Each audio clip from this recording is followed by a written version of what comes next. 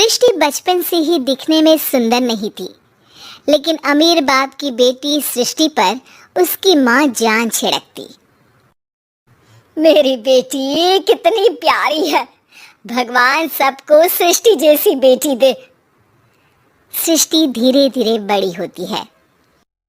एक दिन सृष्टि की सहेली कहती है, तू दिखने में कितनी अजीब सी है, लेकिन मैं जानती हूँ हम सब में सबसे अच्छी शादी तो तेरी ही होगी। तेरे पापा अमीर जो है। और बता नहीं सकते यार, दहेज तो हर कोई देता है, ये क्या ज्यादा ले जाएगी अपने पति के लिए? अरे बड़े शहर में कोठी है इसके पापा की। अरे पापा की है ना, कौन सी इसकी है? इसकी होती तब तो कोई भी लड़का इससे शादी कर लेता। अरे पापा की मतलब पापा की है तो मेरी ही है ना? किसने कहा? अब तेरी तो तब होगी ना जब तेरा भाई ना हो। वैसे भी शादी के बाद सारी प्रॉपर्टी भाई के नाम होती है। सृष्टि समझ जाती है कि उसे किसी भी हालत में माँ बाप की सारी प्रॉपर्टी को अपने नाम करना है, लेकिन कैसे? एक दिन सृष्टि का भाई शीनू कहता है, बहन क्या कर रही है? तुझसे एक बात करनी है। अरे हाँ हाँ करना, मैं तो तेरी बहन हूँ। बहन मेरी लाइफ में ना एक लड़की है, बहुत अच्छी है। मैं सोच रहा हूँ माँ और पापा से बात करूँ शादी के लिए। सृष्टि को समझ में आ जाता है कि भाई की शादी होते ही भाभी उसे एक दिन भी घर में बर्दाश्त नहीं करेगी। क्या बात है भाई, बताना कौन है वो? यार वो बहुत अच्छी लड़की है, पढ़ी लिखी है, मेरे साथ जॉब भी करती है। बस एक प्रॉब्लम है। प्रॉब्लम? क्या प्रॉब्लम है भाई? यार वो शादीशुदा है, लेकिन उसके पति ने उसे सिर्फ इसलिए छोड़ दिया क्योंकि उसके माँ बाप दहेज नहीं दे पाए। सृष्टि ये सुनकर न जाने क्यों खुश हो जाती है। अरे भाई तो क्या हुआ, लड़की तुझे तो पसंद है ना? शीनू को लगता है कि बहन उसे समझ रही है।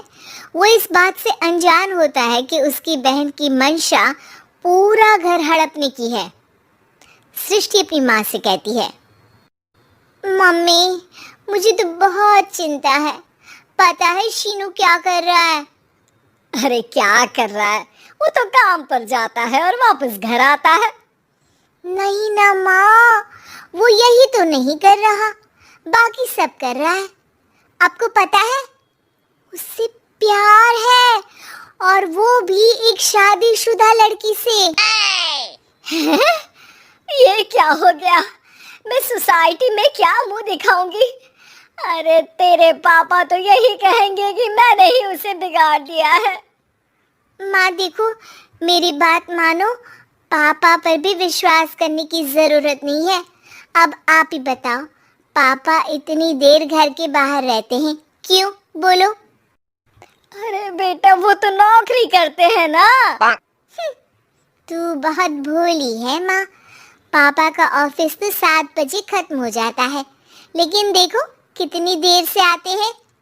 अरे नहीं नहीं बेटा, ऐसी कोई बात नहीं है। सृष्टि माँ को एक औरत से बात करते पिता की फोटो दिखाती है।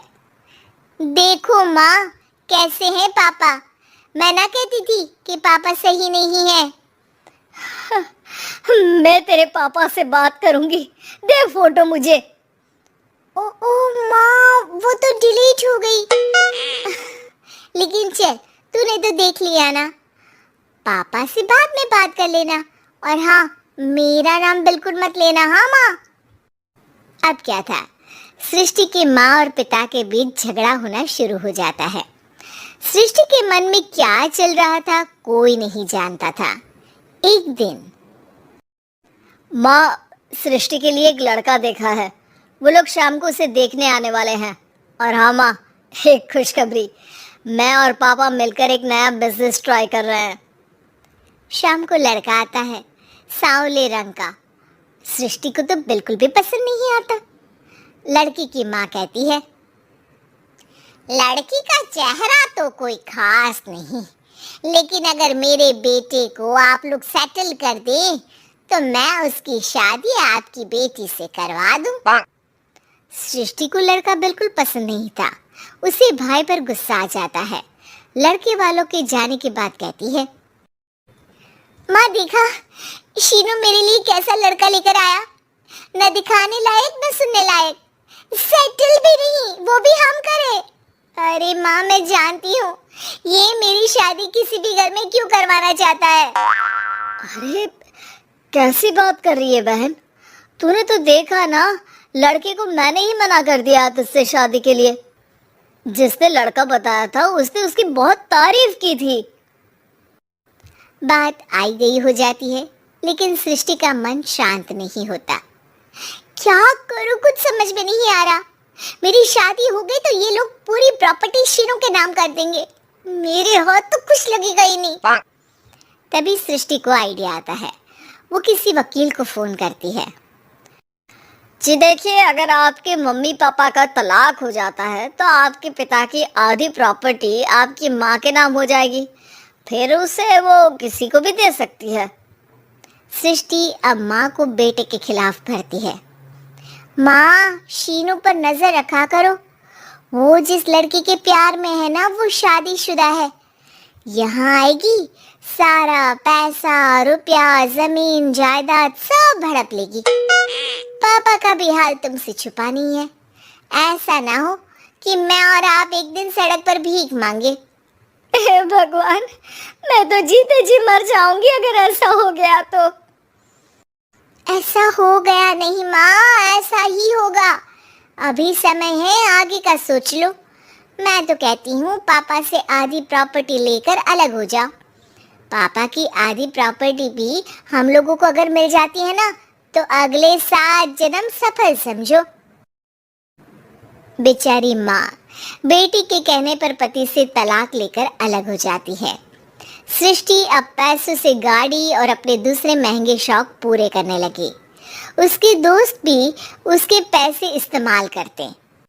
सृष्टि, कल तुम कहाँ थी? मैं सारा दिन घर पर अकेली थी। तो मैं क्या करूं? मैंने ठेका तो नहीं लिया है ना तुम्हें संभालने का। माँ को सृष्टि से ये उम्मीद नहीं थी। वो बैठकर रोने लगती है। वहीं उसका पति यानी कि सृष्टि के पिता आ जाते हैं। मैं जानता था कि तुम्हारा यही हाल होगा, तो आपने मुझे रोका क्यों नहीं? मैं रोकता तो तुम रुकती क्या? सृष्टि के कहने पर तुमने मुझ पर अपने बेटे पर शक किया, लेकिन तुम ये भूल गई कि कैसे हम दोनों ने मिलकर जीवन में इतना सब खड़ा किया। माँ पति के गले लग जाती है।